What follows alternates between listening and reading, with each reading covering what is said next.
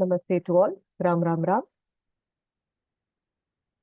Gurur Brahma, Gurur Vishnuhu, Gurur Devo Maheshwaraha, Guru Sakshat Param Brahma, Tasmai Shri Gurave Namaha.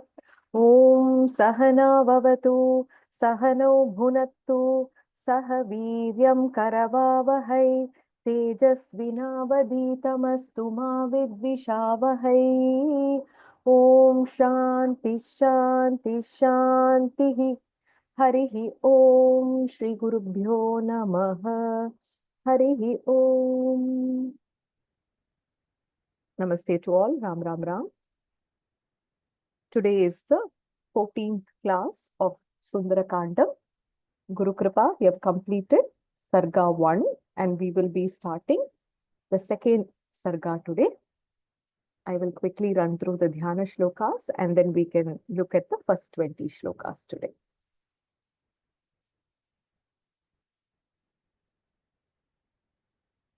शुक्लाम्बरधरं विष्णुं शशिवर्णं चतुर्भुजं प्रसन्नवदनं ध्यायेत् सर्वविघ्नोपशान्तये रामाय रामभद्राय रामचन्द्राय वेधसे रघुनाथाय नाथाय सीतायाः पतये नमः। बुद्धिर्बलं यशोधैर्यं निर्भयत्वम् अरोगता अजाड्यं वाक्पटुत्वं च हनुमत्स्मरणात् भवेत्। मनोजवं मारुततुल्यवेगं जितेन्द्रियं बुद्धिमतां वरिष्ठं वातात्मजं वानरयूथमुख्यं श्रीरामदूतं शरणं प्रपद्ये। यत्र यत्र रघुनाथकीर्तनं तत्र तत्र कृतमस्तकाञ्जलिं बाष्पवारि परिपूर्णलोचनं मारुतिं नमत राक्षसान्तकम्। कूजन्तं राम रामेति मधुरं मधुराक्षरम् आरुह्य कविताशाखां वन्दे वाल्मीकिकोकिलम्।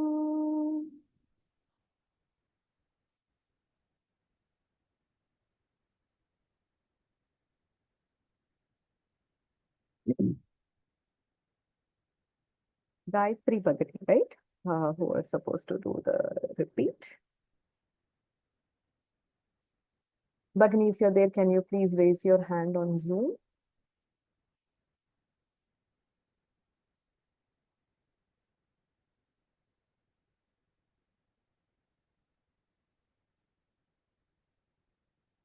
Once.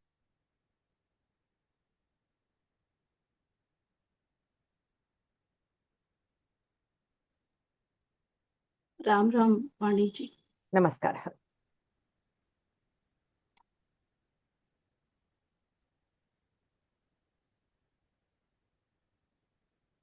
We'll start with Sarga 2 now.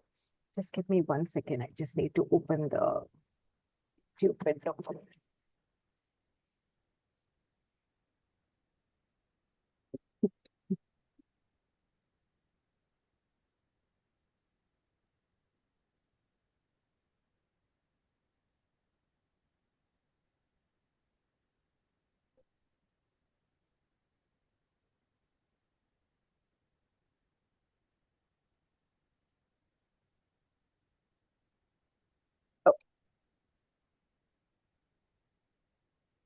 Sundarakandam, Dvitiya Sargaha, Nishagama Pratiksha. Nisha is night, Pratiksha is waiting. Verse 1. Sasagaramana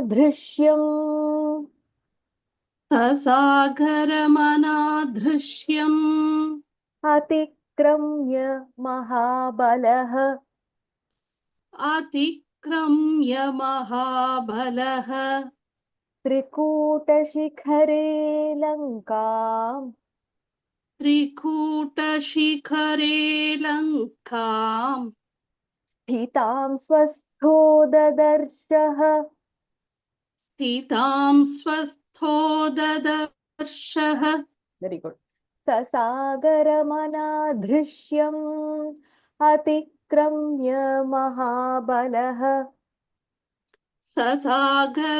ससागरमनादृश्यम् अतिक्रम्य महाबलः त्रिकूटशिखरे लङ्काम् स्थितां स्वस्थो ददर्शः त्रिकूटशिखरे लङ्काम् स्थितां स्वस्थो ददर्शः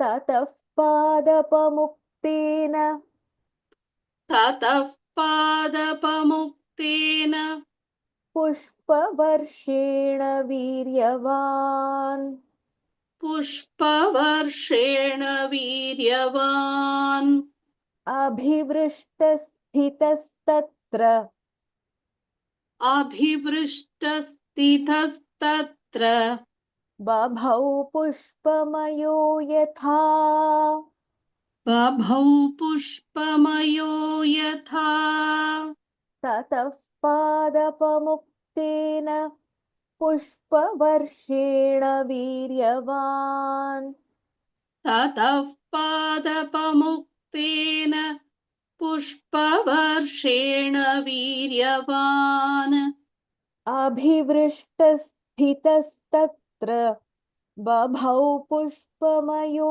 यथा अभिवृष्टस्थितस्तत्र बभौ पुष्पमयो यथा Very good. योजनानां शतं श्रीमान् योजनानां शतं श्रीमान् तीर्त्वाप्युत्तमविक्रमः तीर्त्वाप्युत्तमविक्रमः Very good. तीर्त्वाप्युत्तमविक्रमः. Correct. One more time.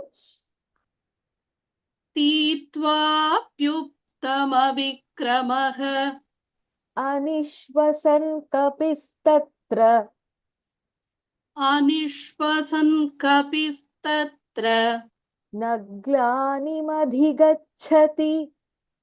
न ग्लानिमधिगच्छति The dha and cha Mahapranaha. One more time. न ग्लानिमधिगच्छति नग्लानिमधिगच्छति. न ग्लानिमधिगच्छति The dha and the cha. गच्छति Nagla. अधिगच्छति Correct. Nagla. There is a dvitva there too. Na ig becomes naglani. So you say the ig twice. Naglani madhigachati. न ग्लानिमधिगच्छति Very good. योजनानां शतं श्रीमान् तीर्त्वाप्युत्तमविक्रमः योजनानां शतं श्रीमान् तीर्त्वाप्युत्तमविक्रमः अनिश्वसन् कपिस्तत्र नग्लानिमधिगच्छति. अनिश्वसन् कपिस्तत्र न ग्लानिमधिगच्छति Very good. शतान्यहं योजनानां शतान्यहं योजनानां क्रमेयं सुबहून्यपि क्रमेयं सुबहून्यपि किं पुनः सागरस्यान्तम् किं पुनः सागरस्यान्तम् सङ्ख्यातं शतयोजनम्. सङ्ख्यातं शतयोजनम् Excellent. शतान्यहं योजनानां क्रमेयं सुबहून्यपि शतान्यहं योजनानां क्रमेयं सुबहून्यपि किं पुनः सागरस्यान्तं सङ्ख्यातं शतयोजनम् किं पुनः सागरस्यान्तं सङ्ख्यातं शतयोजनम् वेरी गुड स तु वीर्यवतां श्रेष्ठः स तु वीर्यवतां श्रेष्ठः प्लवतामपि चोत्तमः प्लवतामपि चोत्तमः जगाम वेगवान् लङ्काम् जगाम वेगवान् लङ्काम् लङ्घयित्वा महोदधिम् लङ्घयित्वा महोदधिम् स तु वीर्यवतां श्रेष्ठः प्लवतामपि चोत्तमः स तु वीर्यवतां श्रेष्ठः प्लवतामपि चोत्तमः जगाम वेगवान् लङ्काम् लङ्घयित्वा महोदधिम् जगाम वेगवान् लङ्काम् लङ्घयित्वा महोदधिम् very good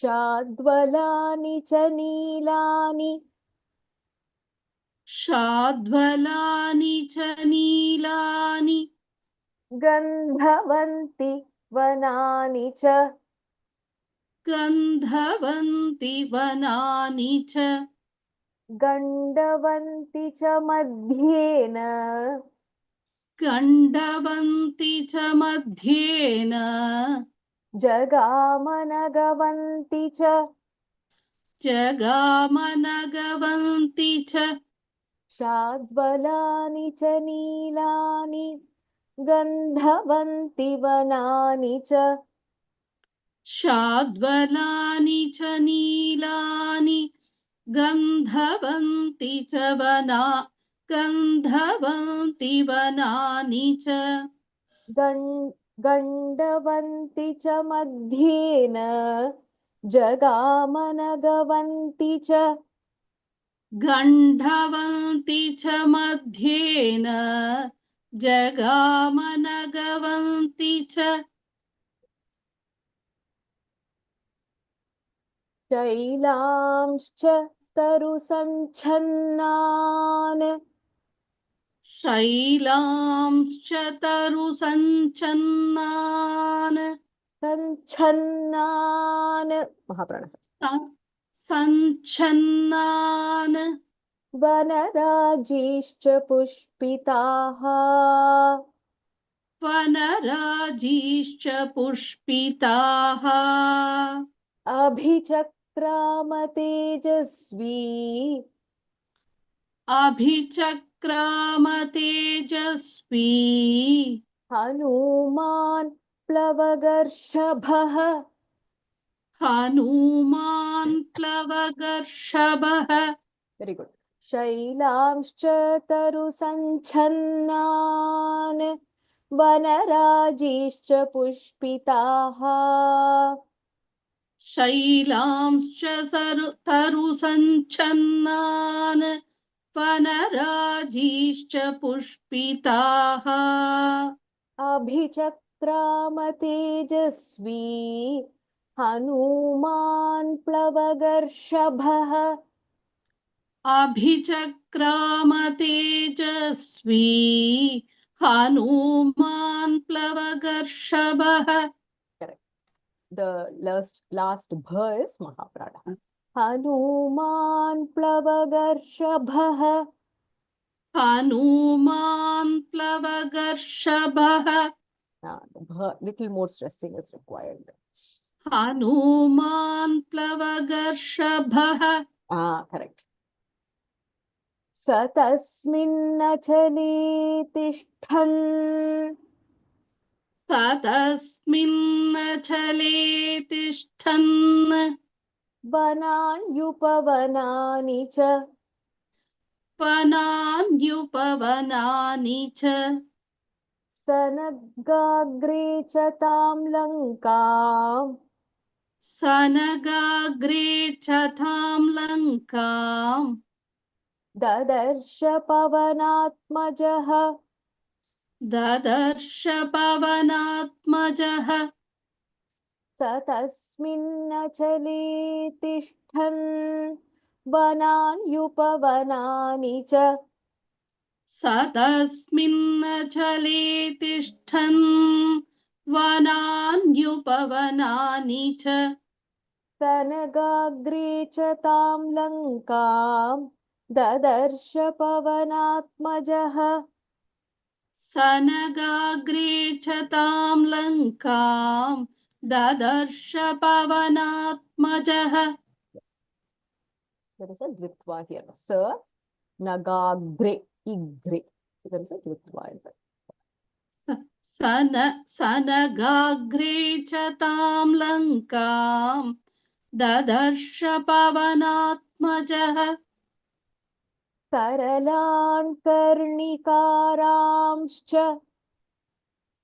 सरलान् कर्णिकारांश्च खर्जूरांश्च सुपुष्पितान् खर्जूरांश्च सुपुष्पितान् One more time. खर्जूरांश्च सुपुष्पितान् Kharjuramscha. So there is a ra, im, ish. So we need to hear Kharjuramscha. Ramscha. खर्जूरांश्च सुपुष्पितान् Very good. Priyalan muchulindamscha. प्रियालान् मुचुलिन्दांश्च Kutajan ketakaanapi. कुटजान् केतकानपि Saralan karnikaramscha. Kharjuramscha supushpitan. सरलान् कर्णिकारांश्च खर्जूरांश्च सुपुष्पितान् Mahapranah kha. Kharjuramscha supushpita. खर्जूरांश्च सुपुष्पितान् Priyalan muchulindamscha. Kutajan ketakaanapi. प्रियालान् मुचुलिन्दांश्च कुटजान् केतकानपि Very good. Priyangun gandhapurnamscha.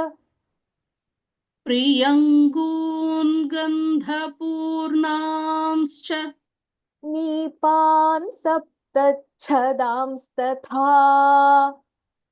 नीपान् सप्तच्छदांस्तथा Saptachadamstatha. सप्तश्चदांस्तथा First cha not hearing Mahapranah there. Nipan saptachadamstatha. नीपान् सप्तच्छदांस्तथा Very good. Asanan kovidaramscha. आसनान् कोविदारांश्च Karaviramscha pushpitan. करवीरांश्च पुष्पितान् Priyangun gandhapurnamscha. Nipan saptachadamstatha. प्रियङ्गून् गन्धपूर्णांश्च नीपान् सप्तच्छदांस्तथा Asanan kovidaramscha. करवीरांश्च पुष्पितान् असनान् कोविदारांश्च करवीरांश्च पुष्पितान् पुष्पभारनिबद्धांश्च पुष्पभारनिबद्धांश्च तथा मुकुलितानपि तथा मुकुलितानपि पादपान् विहगाकीर्णान् पादपान् विहगाकीर्णान् पवनाधूतमस्तकान् पवनादूतमस्तकान् पुष्पभारनिबद्धांश्च तथा मुकुलितानपि पुष्पभारनिबद्धांश्च तथा मुकुलितानपि पादपान् विहगाकीर्णान् पवनाधूतमस्तकान् पादपान् विहगाकीर्णान् पवनादूतमस्तकान् Once again.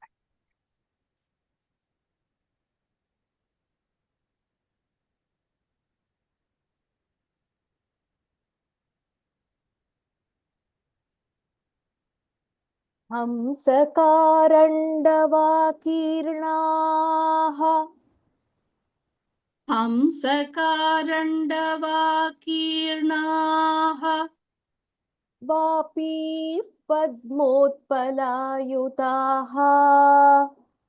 वापी पद्मोत्पलायुताः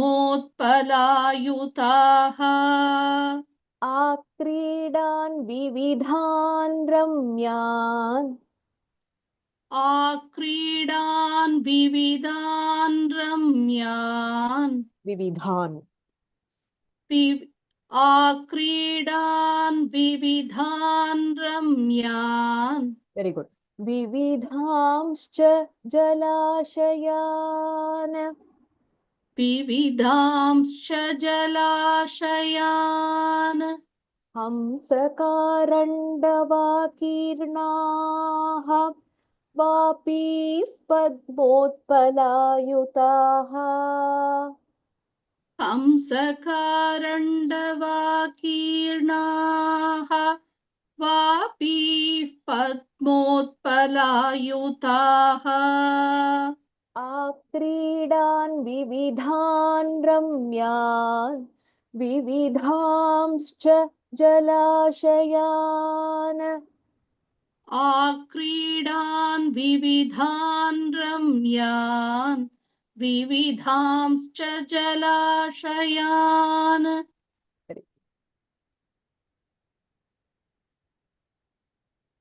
सन्ततान् विविधैर्वृक्षैः सन्ततान् विविधैर्वृक्षैः सर्वर्तुफलपुष्पितैः सर्वर्तुफलपुष्पितैः फलपुष्पितैः सर्वर्तुफलपुष्पितैः उद्यानानि च रम्याणि उद्यानानि च रम्याणि ददर्श कपिकुञ्जरः ददर्श कपिकुञ्जरः सन्ततान् विविधैर्वृक्षैः सर्वर्तुफलपुष्पितैः सन्ततान् विविधैर्वृक्षैः सर्वतुर्फलपुष्पितैः सर्वर्तु सर्वर्तु फलपुष्पितैः उद्यानानि च रम्याणि ददर्श कपिकुञ्जरः उद्यानानि च रम्याणि ददर्श कपिकुञ्जरः वेरी गुड समासाद्य च लक्ष्मीवान् समासाद्य च लक्ष्मीवान् लङ्कां रावणपालिता लङ्कां रावणपालिताम् परिखाभिः सपद्माभिः परिखाभिः सपद्माभिः the Padma is not the modern Mahaparah. परिखाभिः सपद्माभिः परिखाभिः सपद्माभिः the Pad, I am hearing Mahapranah there.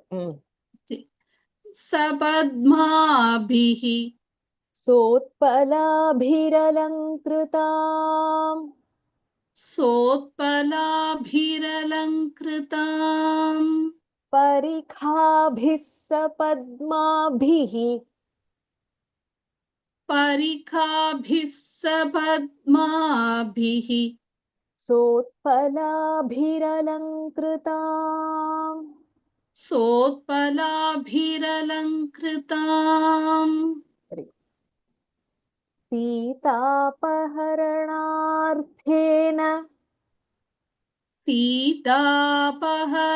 सीतापहरणार्थेन रावणेन सुरक्षिताम् रावणेन सुरक्षिताम् समन्ताद्विचरद्भिश्च समन्ताद्विचरद्भिश्च महाप्राणः समन्ताद्विचरद्भिश्च राक्षसैरुग्रधन्विभिः राक्षसैरुग्रधन्विभिः धन्विभिः सीतापहरणार्थेन रावणेन सुरक्षिताम् सीतापहरणार्थेन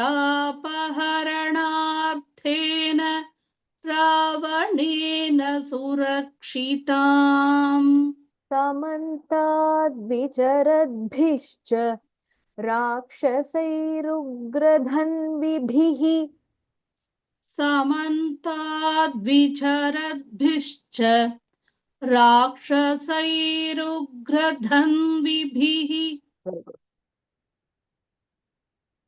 काञ्चनेनावृतां रम्याम् काञ्चनेनावृतां रम्याम् प्राकारेण महापुरी प्राकारेण महापुरीम् गृहैश्च ग्रहसङ्काशैः गृहैश्च ग्रहसङ्काशैः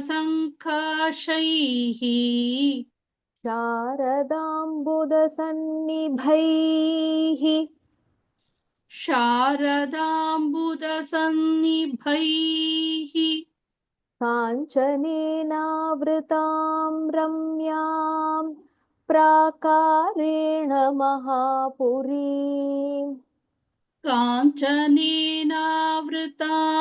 रम्याम् प्राकारेण महापुरीम् गृहैश्च ग्रहसङ्काशैः शारदाम्बुदसन्निभैः गृहैश्च ग्रहसङ्काशैः शारदाम्बुदसन्निभैः वित्वा हियर् गृहैश्च ग्रहसङ्काशैः गृहैश्च ग्रहसङ्काशैः गृहैश्च ग्रहसङ्काशैः शारदाम्बुदसन्निभैः वेरि गुड्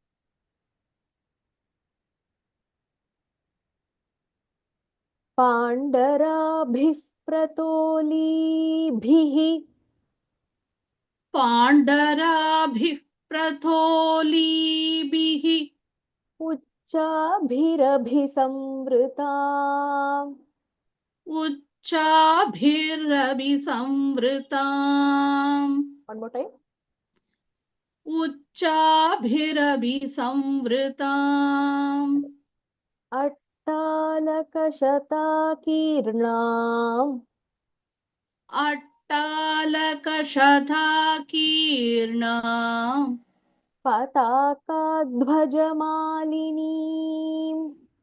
पताकाध्वजमालिनीम् ध्व महाप्राणः पताकाध्वजमालिनीम् पताकाध्वजमालिनीम्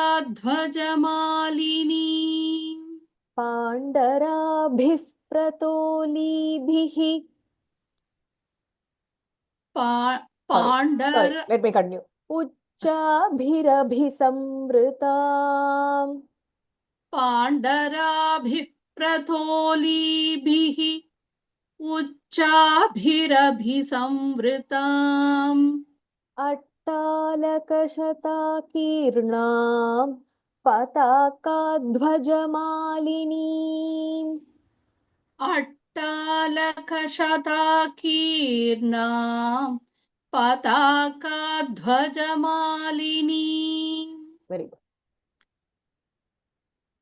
तोरणैः काञ्चनैर्दिव्यैः तोरणैः काञ्चनैर्दिव्यैः the is not महाप्राणः one more time तोरणैः काञ्चनैर्दिव्यैः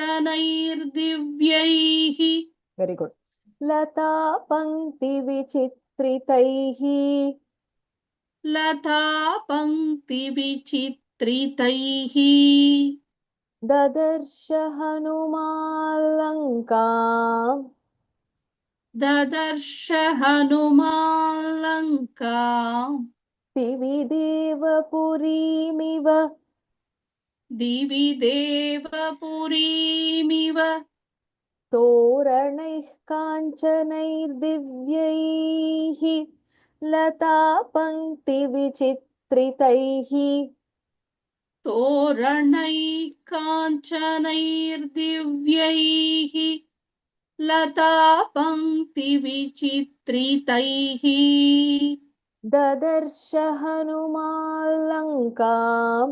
दिवि देवपुरीमिव ददर्श हनुमालङ्काम् दिवि देवपुरीमिव very good गिरिमूर्ध्नि स्थितां लङ्काम् गिरिमूर्ध्नि स्थितां लङ्काम् so the dha is mahapranah then there is a dvitva sakarah there and then sthitam the first tha is mahapranah गिरिमूर्ध्नि स्थितां लङ्काम् गिरिमूर्ध्नि स्थितां लङ्काम् पाण्डुरैर्भवनैः शुभैः पाण्डुरैर्भवनैः शुभैः ददर्श स कपिश्रेष्ठः ददर्श स कपिश्रेष्ठः even the previous one the kapis I am hearing a sakarah there it should be kapishreshtha one more I think the last time also when you had said Shrestha should have only sh, not s. ददर्श स कपिश्रेष्ठः There should be a ish also there. Dadarsh sa kapishreshtha. ददर्श स कपिश्रेष्ठः Very good. Puramakashagam yatha. पुरमाकाशगं यथा गिरिमूर्ध्नि स्थितां लङ्कां पाण्डुरैर्भवनैः शुभैः गिरिमूर्ध्नि स्थितां लङ्कां पाण्डुरैर्भवनैः शुभैः ददर्श स कपिश्रेष्ठः पुरमाकाशगं यथा ददर्श स कपिश्रेष्ठः पुरमाकाशगं यथा. That word just sounds incorrect when we say that Puramakashagam yatha. That Murdhini, that Dhakaraha, just make sure it is Mahapranaha there. Can you repeat? You want to try one more time? I'll do. Shall I? Go ahead, Bhagini. Go ahead. गिरिमूर्ध्नि स्थितां लङ्कां पाण्डुरैर्भवनैः शुभैः ददर्श स कपिश्रेष्ठः पुरमाकाशगं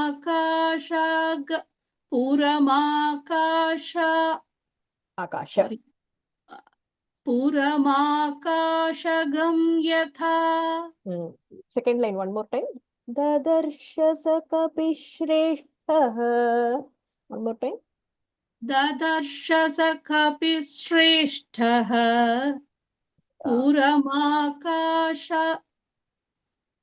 क्षम्यतां भगिनि पुरमाकाशगं यथा ददर्श स कपिश्रेष्ठः पुरमाकाशगं यथा. Better with practice you should get it. This one, the 19 is little challenging. There is Murdhani, Hitam, again Bhavanaihi, Shubhaihi, Kapishreshtha, Puramakashagam Yatha. That word just sounds incorrect when we say. Yeah, we'll do practice. Yeah. Palitam Rakshasendrena. पालितां राक्षसेन्द्रेण निर्मितां विश्वकर्मणा विश्वकर्मणा प्लवमानामिवाकाशे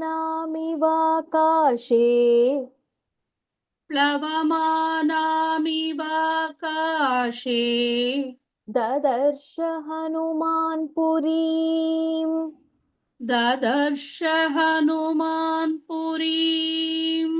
पालितां राक्षसेन्द्रेण निर्मितां विश्वकर्मणा पालितां राक्षसेन्द्रेण निर्मितां विश्वकर्मणा प्लवमानामिवाकाशे ददर्श हनुमान् पुरीम् प्लवमानामिवाकाशे ददर्श Hanuman पुरीम्. Very good. Would you like to try Bhagini from 1 to 20? Yes, I'll do. Let Bhagini chant once. In the meantime, if you have doubts in any of the verses, you can just type the number and we will try repeating that. Both I'm monitoring both Zoom and YouTube chat. Go ahead, Bhagini. ससागरमनाधृष्यम् अतिक्रम्य महाबलः. There is a dvitva there. Dvitva there. अतिक्रम्य महाबलः. Is it correct? One more time. The bha, I thought I heard Mahabalaha. It is just Mahabalaha. Start over, Bhagini.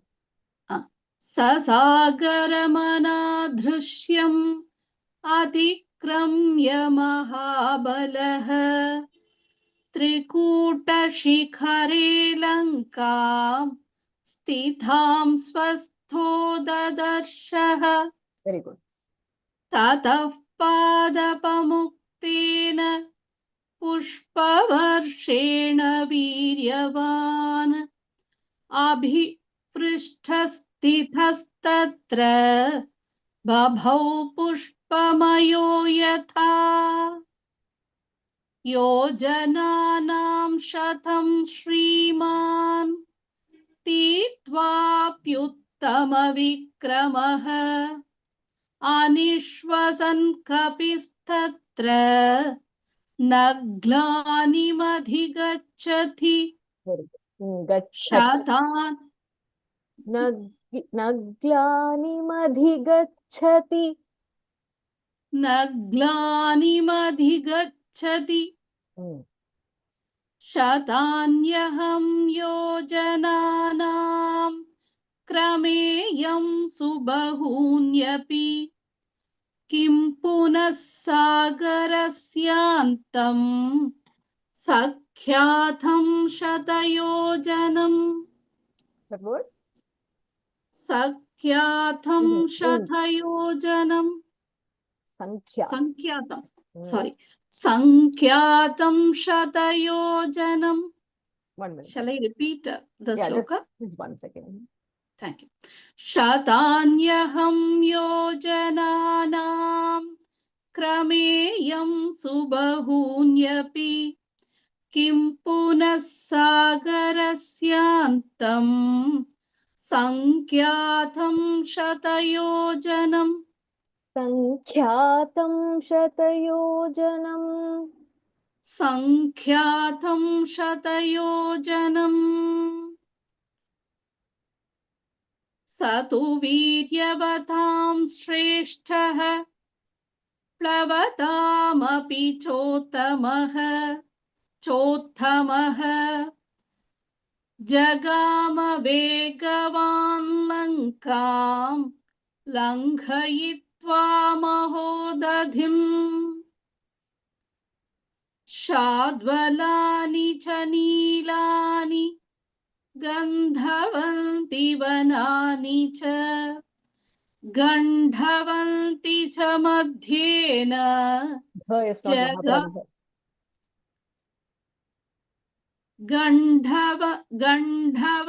गण्ढवन्ति च मध्येन. 1 second. Gandavanti cha madhyena. The dha is Mahapranah here, and the da is not Mahapranah. One more time. गण्ढवन्ति च मध्येन. Madhyena. गण्डवन्ति च मध्येन Very good. जगामनगवन्ति च शैलांश्च तरुसञ्छन्नान्. One more time. शैलांश्च तरुसञ्छन्नान् वनराजीश्च पुष्पिताः अभिचक्राम तेजस्वी हनुमान् प्लवगर्षभः सतस्मिन्नचले तिष्ठन् वनान्युपवनानि च सनघाग्रे च तां लङ्कां तदर्श पवनात्मजः सरलान् कर्णिकारांश्च खर्जूरांश्च सुपुष्पितान् प्रियालान् मुचुलिन्दांश्च कुटजान् केतकानपि प्रियङ्गून् गन्धपूर्णांश्च नीपान् तथा नीपान् सप्तच्छदांस्तथा आसनान् कोविदारांश्च करवीरांश्च पुष्पितान् पुष्पभारनिबद्धांश्च तथा मुकुलितानपि पादपान् विहगाकीर्णान् पवनाधूतमस्तकान् हंसकारण्डवाकीर्णाः वापीः पद्मोत्पलायुताः आक्रीडान् विविधान् रम्यान् विविधांश्च जलाशयान् सन्ततान् विविधैर्वृक्षैः सर्वतुर्फलपुष्पितैः उद्यानानि च रम्याणि दधर्ष कपिकुञ्जरः. Dadarsha, there is no Mahapranaha there. The couple of places where there is no Mahapranaha, but I'm hearing the Mahapranaha sound there. ददर्श कपिकुञ्जरः समासाद्य च लक्ष्मीवान् लङ्कां रावणपालिताम् परिकाभिः सपद्माभिः सोत्पलाभिरलङ्कृताम्. Practice the k, bh here. Parikhabhih sapadmabhih. परिकाभिः सपद्माभिः पद्माभिः. One more time. परिखाभिः सपद्माभिः. Correct. सोत्पलाभिरलङ्कृताम् सीतापहरणार्थेन रावणेन सुरक्षिताम् समन्ताद्विचरद्भिश्च समन्ताद्विचरद्भिश्च राक्षसैरुग्रधन्विभिः काञ्चनेनावृतां रम्यां प्राकारेण महापुरीं गृहैश्च ग्रहसङ्काशैः शारदाम्बुदसन्निभैः पाण्डराभिः प्रथोलीभिः उच्चाभिरभिसंवृताम् अट्टालकशताकीर्णां पताकाध्वजमालिनीं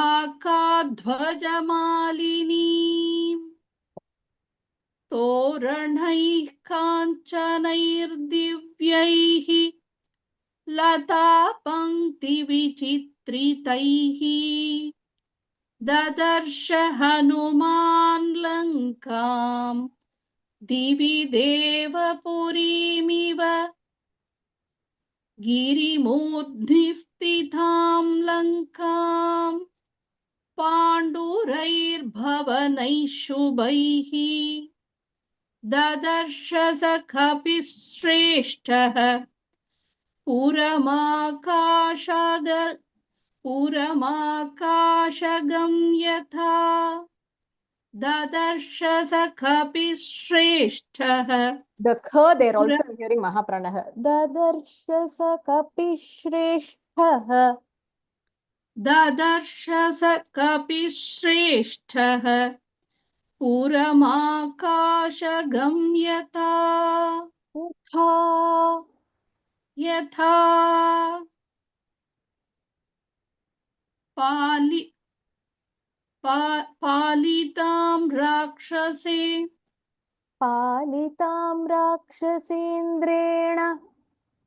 पालितां राक्षसेन्द्रेण निर्मितां विश्वकर्मणा प्लवमानामिवाकाशे ददर्श Hanuman पुरीम्.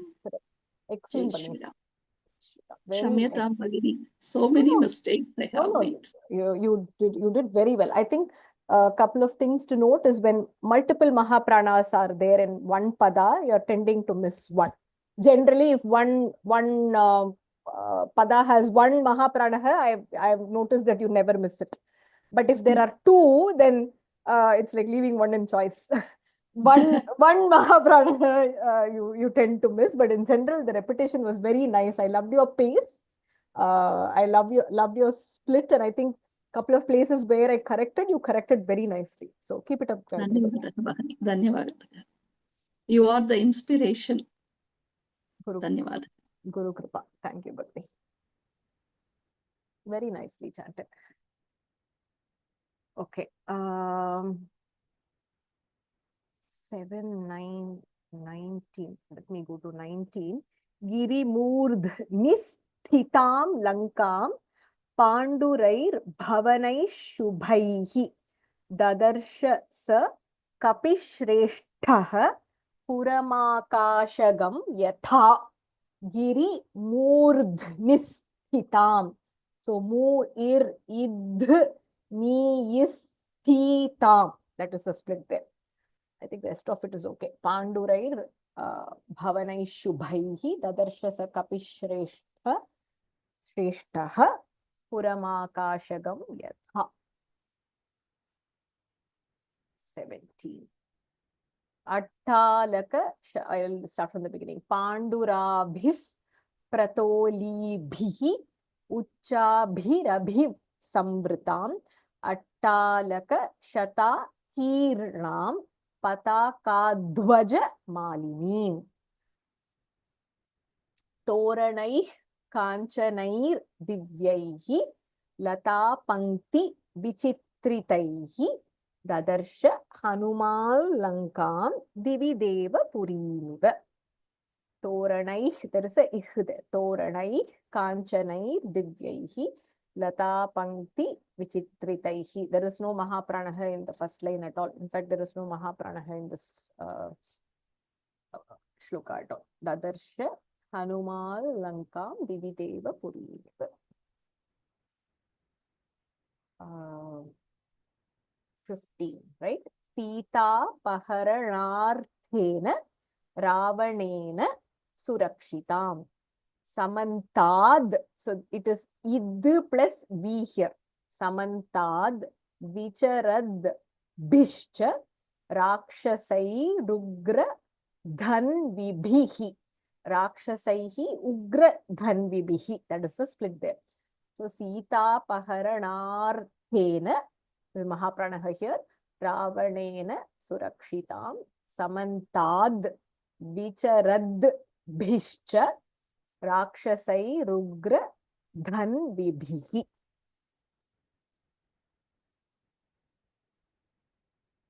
14, I think. Samasadhya Lakshmivan Lankam Ravana Palitam Parikhabhissa Padmabhihi. So this kha, bhi, bhi. All the three are Mahapranaha, and because there is a visargaha here, there is a sakaraha that you add. Parikhabhissa Padmabhihi Sotpalabhiralankritam. This word is okay. I think this is the tougher part. Parikhabhissa Padmabhihi.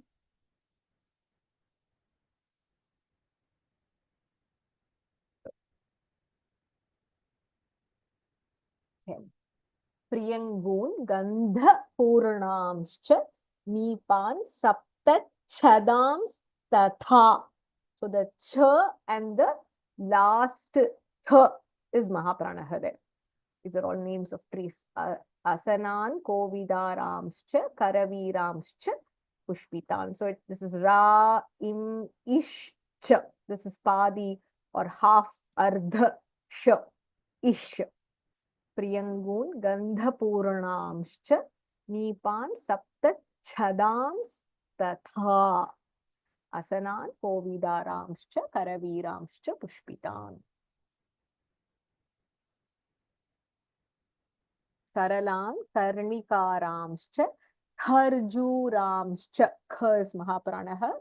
So Pushpitan Priyalan Muchulindamscha Putajan Ketakanapi. 7. Shailamscha taru sanchannan. Cha is Mahapranaha. Cha in nan. Sanchannan. Vanarajishcha pushpitaha abhichakrama. There is a dvitva here. Tejasvi Hanuman Plavagarshambha. I think that's it. 7, 9, 19, 14, 17, 15, and 10, I think. 18th. I think I've covered everything.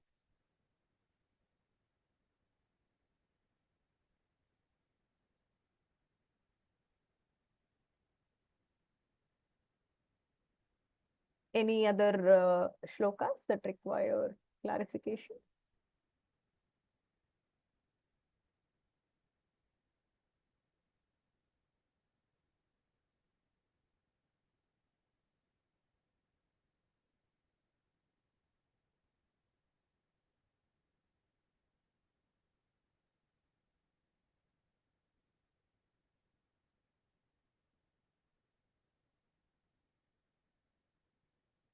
I think I've covered everything. Yojananam Shatam Shriman Tirtva. Tirtva Yuttama Vikramaha. Tirtva api Uttama Vikramaha is the split there. So Tirtva Yuttama Vikramaha. Anishvasan Kapistatra Naglani Madhi Gachati. Naglanim Adhi Gachati is the split there.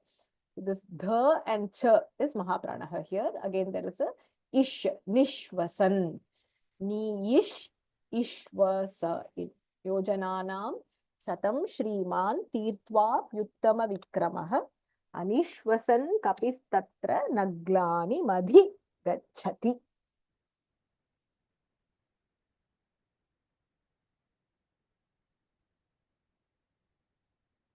I already did the 10th one. Priyangun Gandhapurnamscha Nipan Sapta Chadams Tatha Asanan Kovidaramscha Karaviramscha Pushpitan. Sapta Chadams Tatha. That is the split.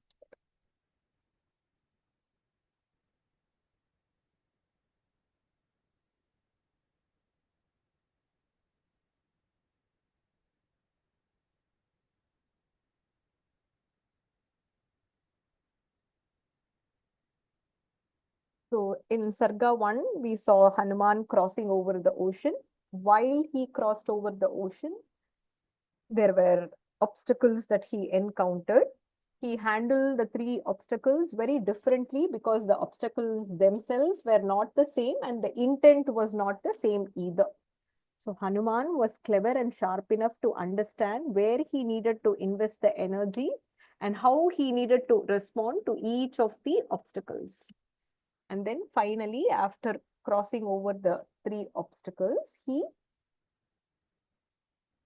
has reached the shore of Lanka. Now, the second sarga is Nishagama Pratiksha. Pratiksha means waiting. Nisha means night.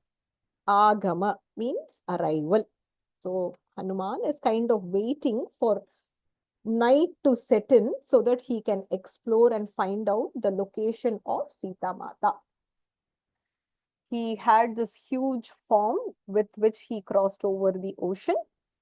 And after crossing over the ocean, he landed. As he landed during the descent itself, there was a brief description of the sight that he saw, the beauty of Lanka and how it resembled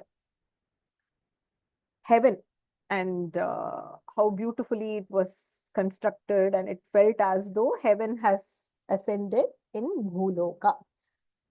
The continuation of Hanuman's view of Lanka is described in this sarga as well. So he is landed, he is still crossing over the edge of Lanka. So typically you will have the sea, you have the shore, and then we saw that there were trees that were lining up the shore, and Hanuman has to cross from the shore and get into the interior of the city in order to find Sita Devi. So this crossing over and Hanuman's view of Lanka as he crosses over is described in Sarga 2. Saha Sagaram Anadrishyam Atikramya Mahabalaha Trikuta Shikhare Lankam Sthitam Swasthaha Dadarshaha. So that Hanuman who crossed over the ocean. What kind of ocean? Anadrishyam, something which is not easily achievable. Atikramya, having crossed over. Saha Mahabalaha, that Hanuman who has this great strength, mighty strength, he crossed over the Sagaram, the vast, huge, literally uncrossable ocean. He crossed over. And then what happened? Trikuta Shikhare Lankam. In the Trikuta mountain, which belonged to Lanka, he stood there. Sthitam, he stood there. Swasthaha means still being healthy, still being calm. There is no agitation. There is no lack of energy. Swasthaha, he was still very healthy and happy. And Dadarshaha, he was looking over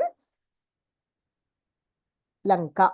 So Hanuman, Mahabalaha, the mighty one, the one with great strength, crossed over the huge ocean, which is typically not achievable, easily crossable. And he reached the peak of the Trikuta mountain, Shikhare. Shikhara means peak. Trikuta, the Trikuta mountain, and in a healthy way, calm way, without agitation, without loss of any energy, he looked upon Lanka. He was looking at Lanka, which was situated there. So at that time, what happened? Tataha Padapa Muktena Pushpa Varshne Pushpa Varshena Viryavan Abhivrishtaha Sthitaha Tatra Babhau Pushpamayaha Yatha. Pushpa is flower. So Padapa means tree. Padapaha, the tree's strength belongs to the padam of the tree. So it is called Padapa.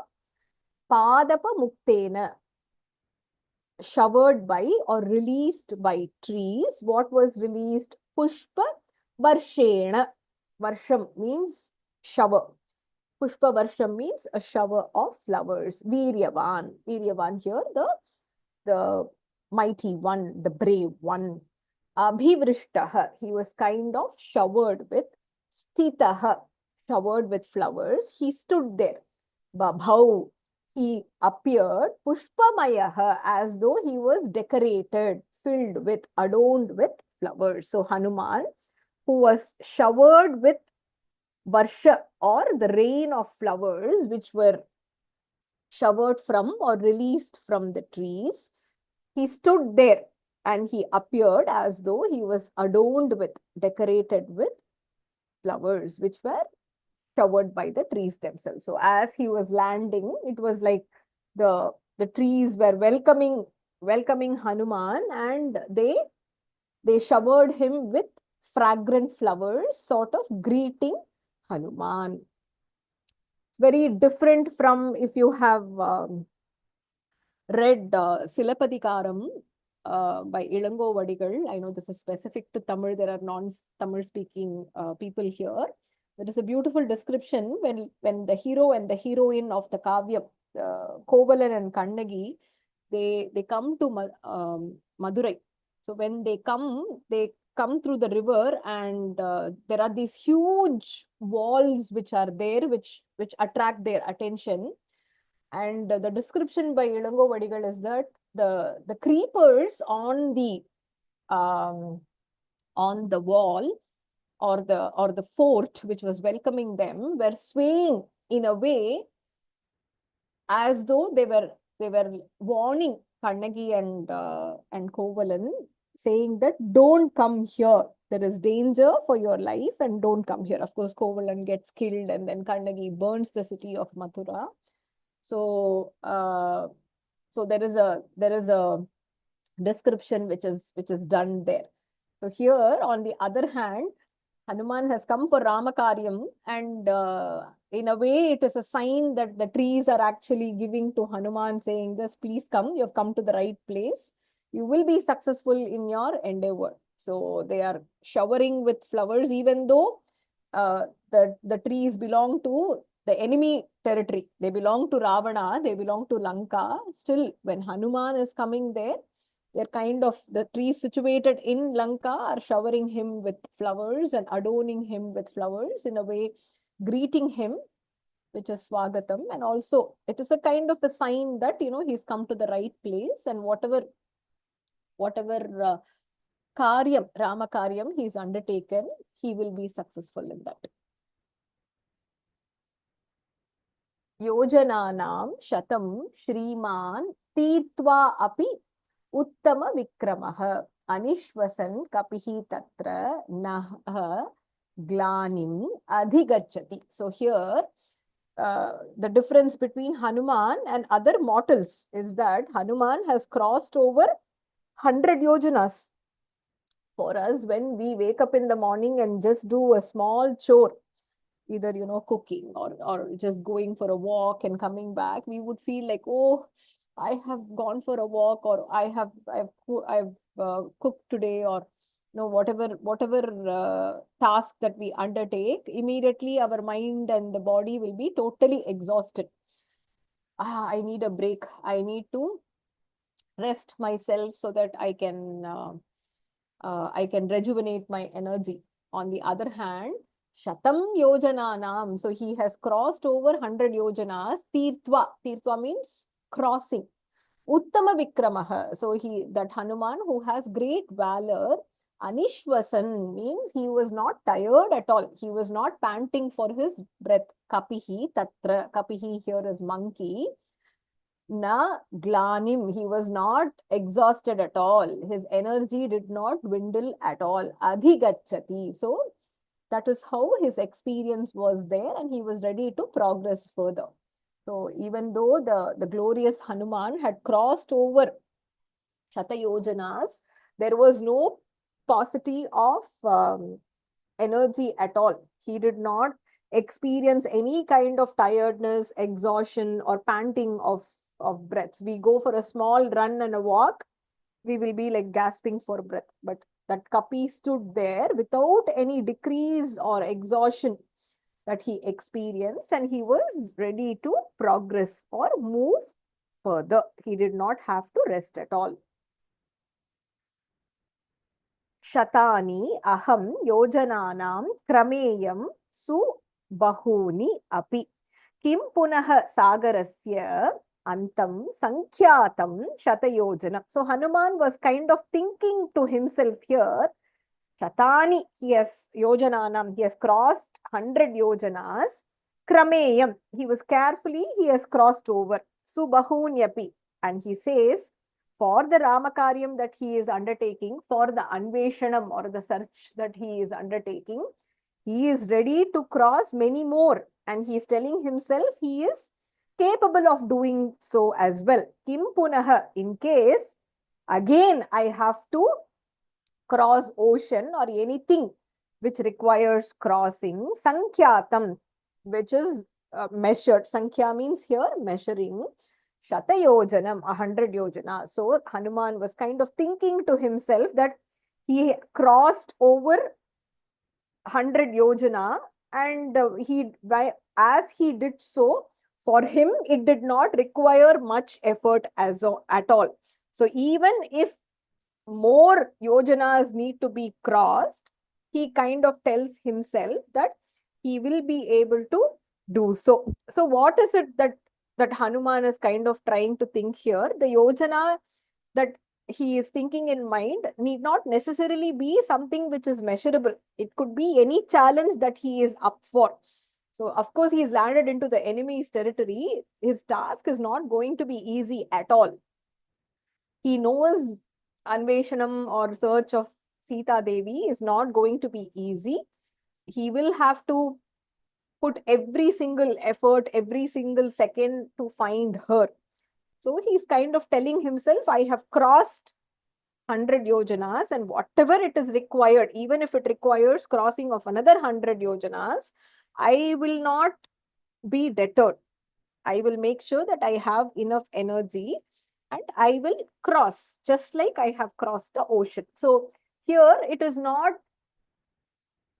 it should not be interpreted as Hanuman being arrogant or taking pride in the fact that he has crossed. It is mere self assurance that he is giving himself that he has crossed, and if for the task that he has undertaken he is required to do more, he is willing and he is ready and he is capable as well. So this is kind of a self motivation that Hanuman is doing here, preparing himself to enter into Lanka and look for Sita Devi, which is what he has signed up for with respect to Rama.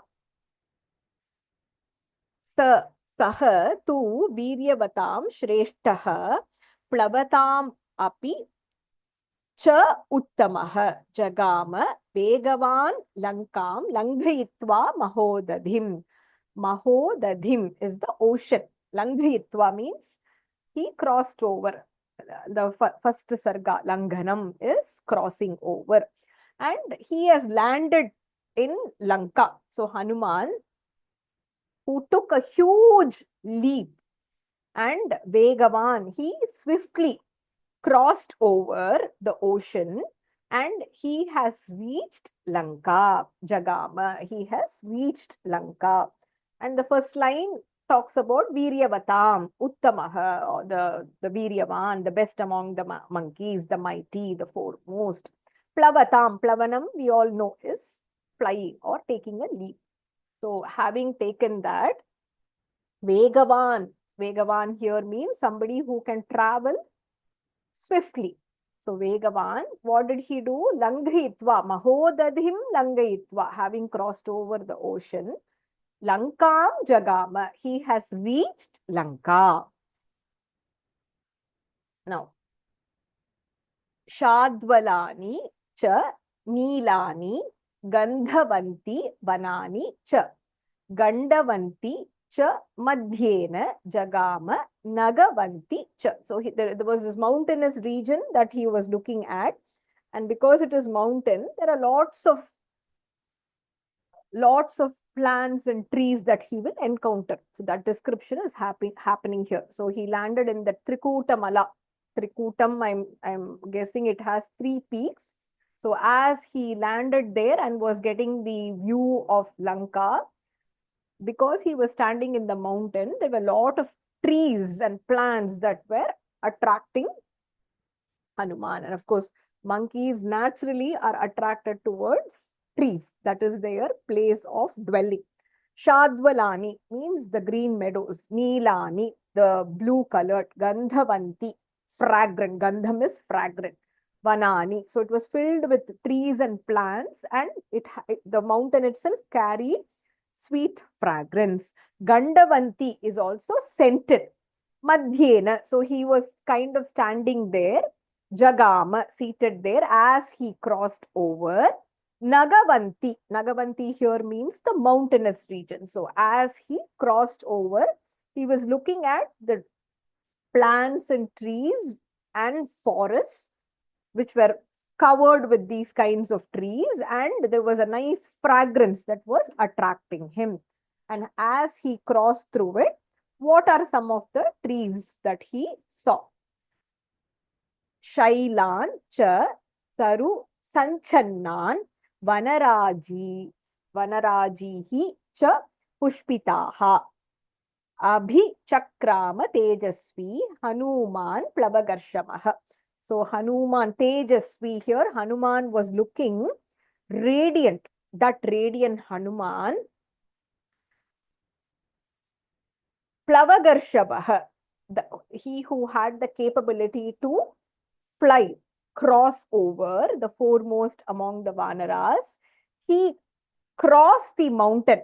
Vanarajinscha. He crossed the mountain. Pushpitaha, which was also filled with flowers. Taru means tree, vrikshaha. Taru sanchannan, it means covered with trees as well. And the mountain. So as he was crossing over the mountain, he saw that there were lots of forests in the mountain, which were filled with trees. Some of the trees were covered with, or it had flowers which had bloomed as well. So Abhichakrama means he kind of approached that region. Tejasvi, here Hanuman is described as radiant. I think there is a sense of achievement that he must have felt after crossing the ocean, right? That is the trickiest part for anybody. Of everybody who was present there, there was only one person.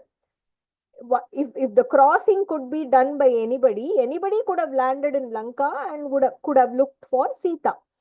However, that crossing was the most difficult part. So Hanuman here is Tejasvi. He is the radiant one, and who had the capability to leap across the ocean. He saw these mountains filled with forests, the forests which were filled with trees, and the trees which were filled with flowers. So he was kind of trespassing through that region. Saha tasmin achale tishtan vanani upavanani cha saha nagagre cha tam lankam dadarsha pavanatmajaha. Pavana Atmajaha. So son of Vayu Bhagavan. Pavanaha means wind. Pavanatmajaha, son of Vayu Bhagavan, Hanuman. Achale means achalaha. Chalanam means moving. Achalaha means that which cannot move. So here achalaha is mountain. Tishtan, standing there. He was in the middle of the Vanani, Upavanani, the forest as well as gardens. Nagagre. Agre is the top or the mountain peak. So having stood there in the mountain peak, Lankam Dadarsha, he was looking at, or he had the view of Lanka. So standing on mountain, Achale Tishtan, Pavanatmajaha, that Hanuman observed or saw Dadarsha. What did he see? Vanani, forests. Upavanani, gardens. And as he moved his eyesight across, finally, he was able to see the city of Lanka. Tam Lankam Saha Dadarsha. He saw that Lanka, the city of Lanka. Who saw? Pavanatmajaha, the son of Vayu Bhagavan. All the type of trees here. Saralan, Karnikaramscha, Kharjuramscha, Supushpitan, Priyalan, Muchulindancha, Kutajan, Ketakan, Api. So what are some of the trees that he saw? Saralan, I think these are pine trees. Karnika is a type of a tree. Kharjura is date palm.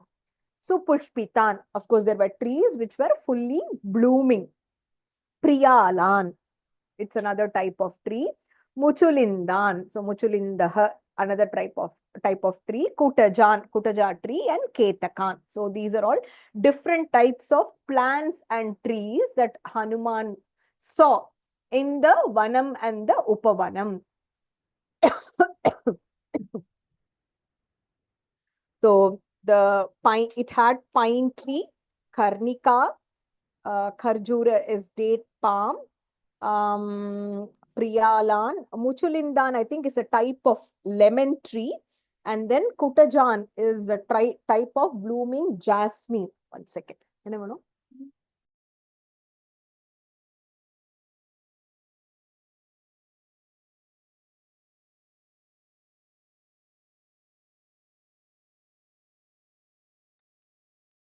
Kutajan, I think, is a type of a jasmine tree, and Ketakan. I think it is Ketaka tree.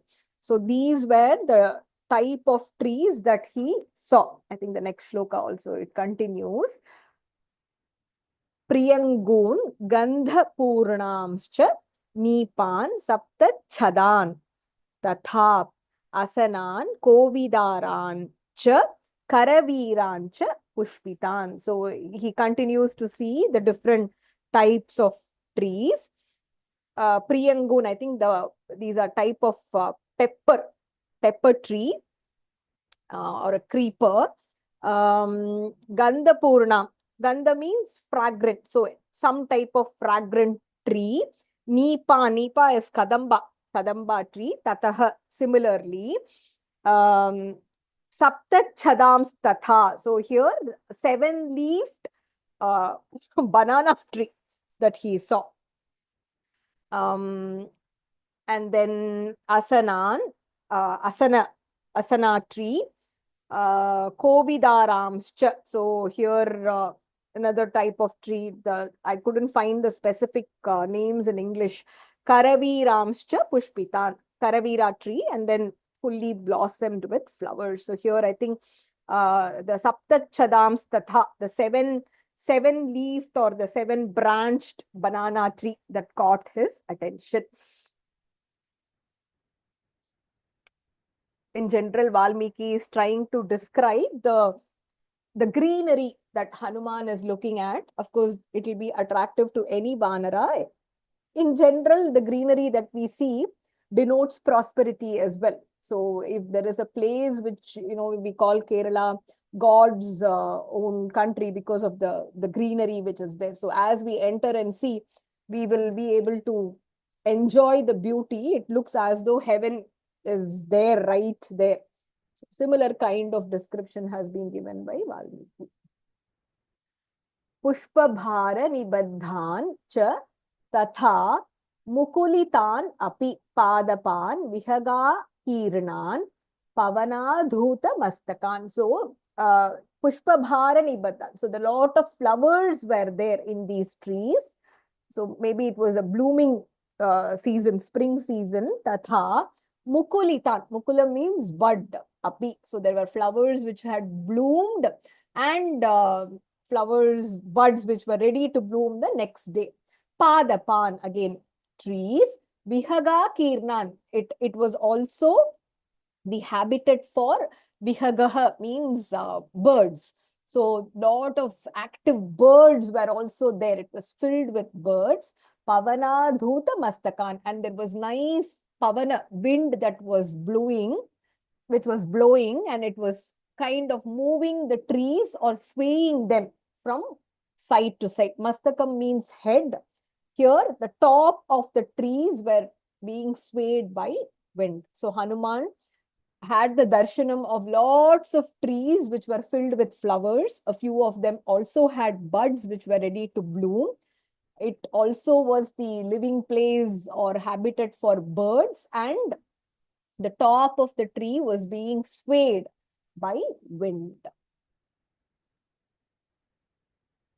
Now, I think from there, his sight kind of like comes down.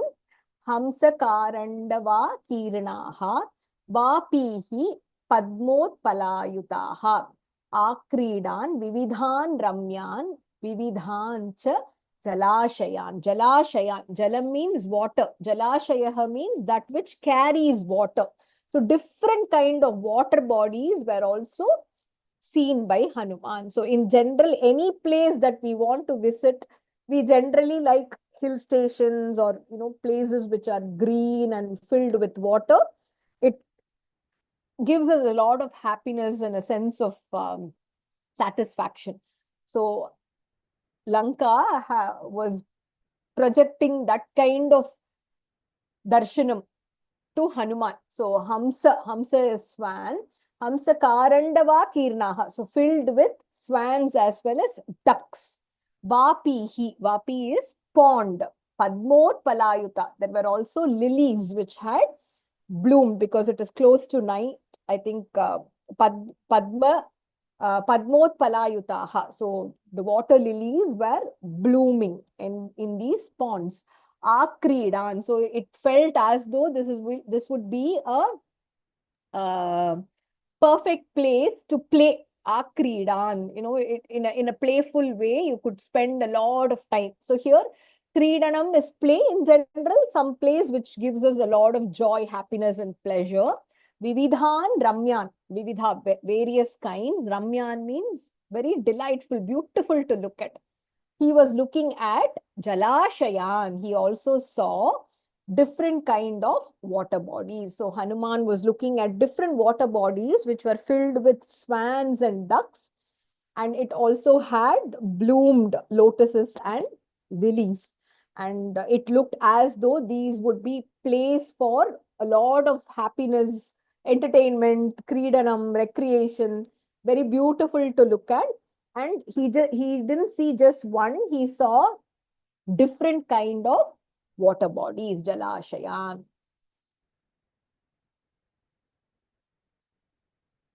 Santatan vividhaihi vrikshaihi sarvartu phala pushpitaihi udyanani cha ramyani dadarsha kapikunjarah. So the best among the monkeys, Hanuman also saw Santatan, means spread out, vividhaihi, various, vrikshaihi, different kinds of trees. Sarvartu phala pushpitaihi, these trees kind of carried phala and pushpa. So they were indicating prosperity. The blooming, these were blooming trees which were indicating prosperity, and they also carried phala. Not just flowers, it also had lots of fruits. Udyanani means gardens. Beautiful gardens were also there, which were seen by Hanuman. Dadarsha Kapikunjarah. So Hanuman, Kapikunjarah, the best among the monkeys, saw Dadarsha Udyanani, lots of gardens which were filled with Vividhaihi Vrikshaihi, a variety of trees. And these trees, when Hanuman saw, they were bearing fruits and flowers. Phala pushpitaihi. And it looked very attractive to look at. Samasadya cha Lakshmivan Lankam Ravana Palitam Parikhabihi Sapadmabihi Sotpalabihi Alankritam. So there were lots of, so he has reached Lanka and he is kind of reminding himself, Ravana Palitam, Lanka city, which is protected by Ravana.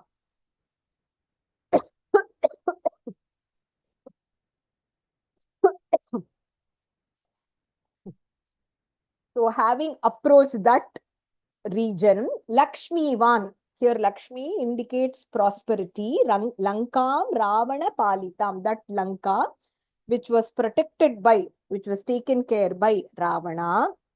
Parikhabihi. So Parikha is moat. It's kind of a place which separates the fort where the city starts from the point of entry. So you kind of have to cross that and then enter into the city. Lot of places you will see this being used to kind of protect or defend the fort, so that it is not easily accessible. So Parikhabihi Sapadmabihi, again filled with flowers, lotus. Sotpalabihi, adorned with Alankritam, adorned with Sotpalabihi. It was decorated or filled with water lilies. So Hanuman reached Lanka, which looked extremely beautiful and prosperous. That Lanka, which was protected by or taken care or ruled by Ravana.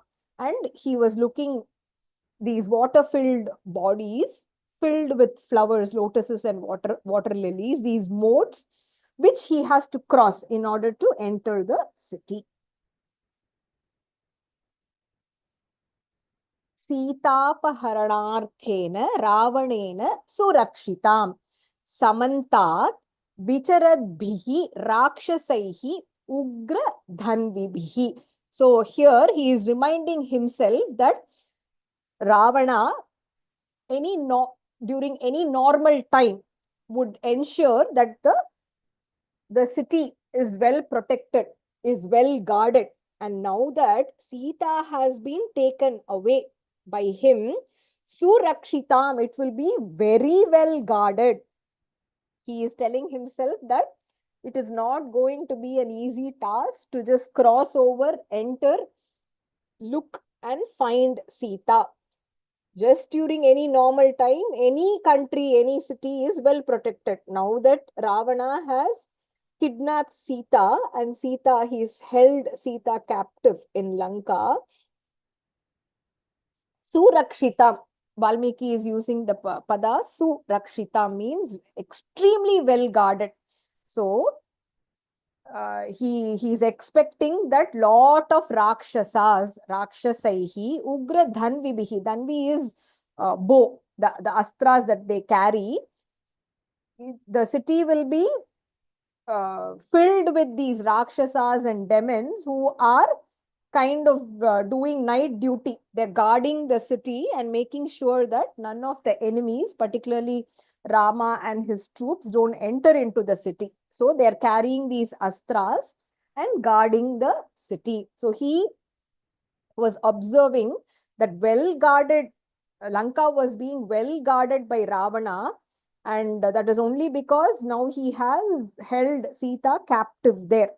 And these demons and Rakshasas carrying these astras, fierce bows, they were kind of patrolling the city and making sure that none of them enter into the city and invade Lanka.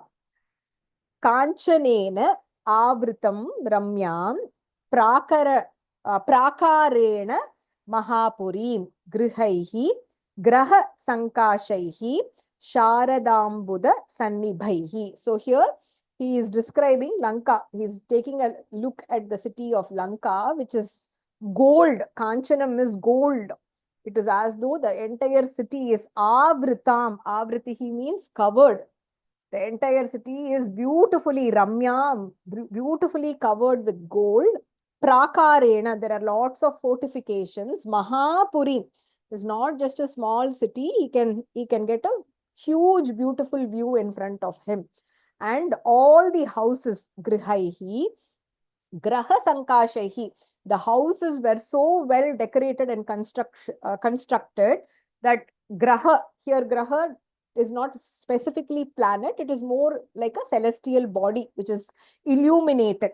So, and Sharada Ambuda Sannibaihi. So it looked as though they were well decorated and the whole city was shining with golden brilliance, and the houses were resembling the celestial bodies, of course surrounded by Sharada. Here Sharat means autumnal clouds.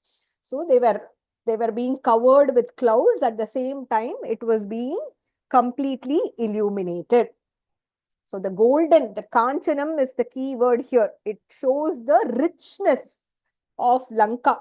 And Mahapurim, the great city that he was seeing here, and he saw all the houses there as well, which were looking like celestial bodies, which are surrounded by autumnal clouds.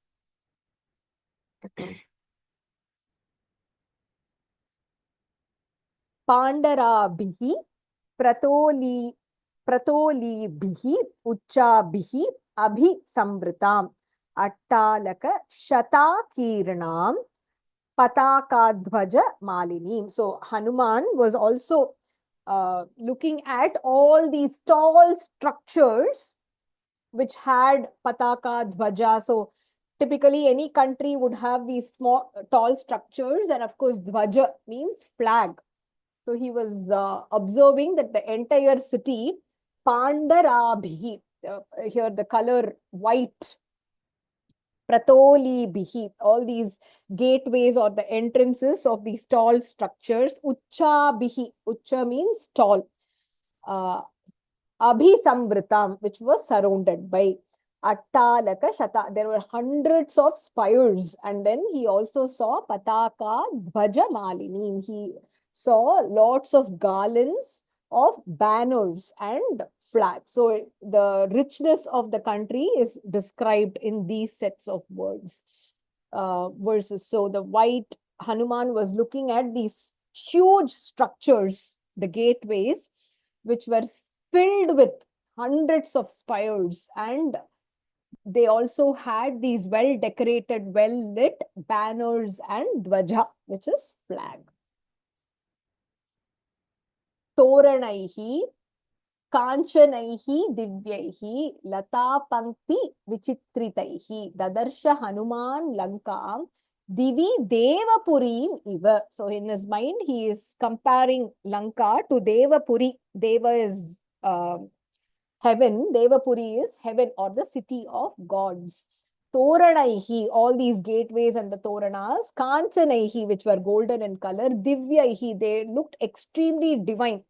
It is ironical that a city which is the house of Rakshasas, ruled by a Rakshasa, at least somebody with Rakshasic qualities, looked very divine, Divyaihi, which looked very divine. Lata Pankti Vichitritaihi. There were a lot of beautiful creepers that he saw. And as he saw Lanka, Dadarsha Hanuman Lankam, as he saw, Divi means the heaven. Devapurim Iva. It looked as though it was the city of gods. Attalakam means spires. You know, these structures that you see, especially in these forts, right? So, Shatakiranam Attalaka.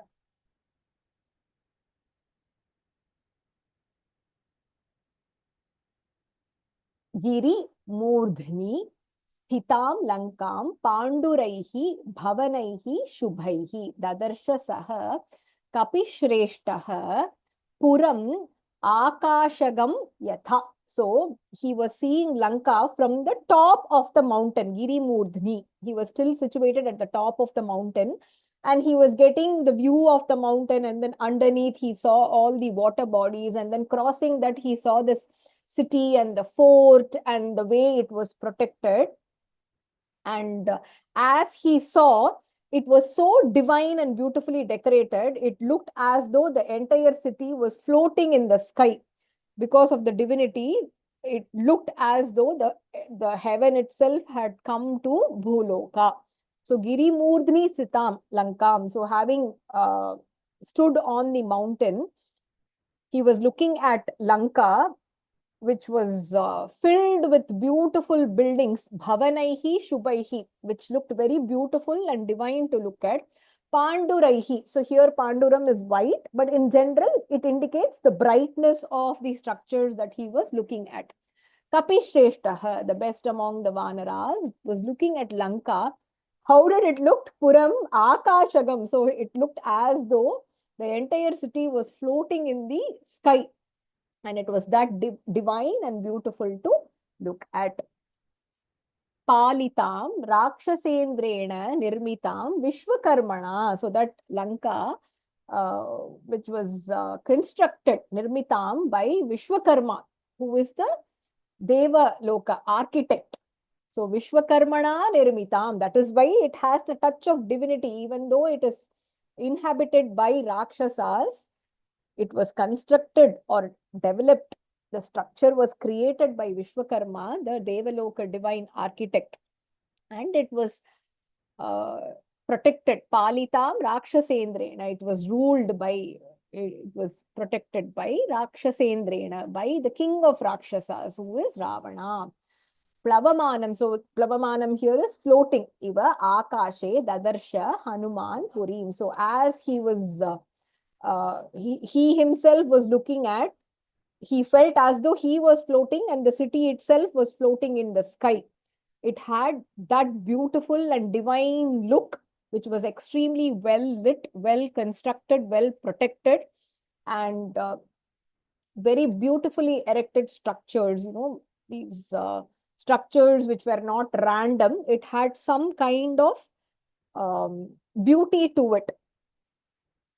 So it looked as though Devalokam was on Bhulokam, and he felt that he himself was floating and the city was floating with him in the sky. So Hanuman saw that city of Lanka, Rakshasendrena Palitam, that city which was ruled over by Ravana. And he reminded himself that it is so beautiful and well constructed, well lit, and extremely attractive to look at, because it was Nirmitam Vishwakarmana. It was constructed by Vishwakarma himself. So that light kind of feeling when you experience when you look at something really beautiful, that feather-like feeling. I think that is what Valmiki is trying to tell us here. He felt light in his heart looking at the beauty. Dadarsha Hanuman Puri Dadarsha. Hanuman saw that city, Lanka. We'll have to see what happens next. So he's still entering into the city. Valmiki is describing Lanka to us, and Hanuman, I think the key one here in this set of 20 verses is Hanuman, even after crossing over the ocean, he did not experience any kind of exhaustion or tiredness. He still had a lot of energy. He was feeling fresh, looking radiant, looking fresh, and he was ready to continue his journey without any break or rest.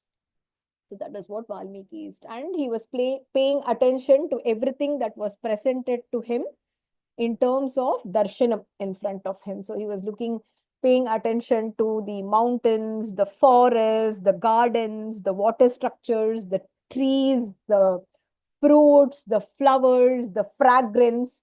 So kind of all his senses were very sharp and receiving whatever was being shown to him. I will upload the verses for practice. Do practice from the set of 10s as well. And we will do the next set next week, Guru Kripa. It will be great if I can have a few volunteers for next week. I'll quickly end the class, and if you're available to repeat, to summarize the meaning and revise the 20 shlokas, you can just message in chat. Om Purnamadah Purnamidam Purnat Purnamudachyate Purnasya Purnamadaya Purnameva Vasishyate. Om Shanti Shanti Shantihi. Harihi Om Shri Gurubhyo Namaha. Harihi Om. Hari Om Tatsat. Dhanyavadah. Mahapariva Sharanam Sharvam Krishnarpanamastu. Jai Shri Ram, Jai Shri Krishna. Om Tat Sat.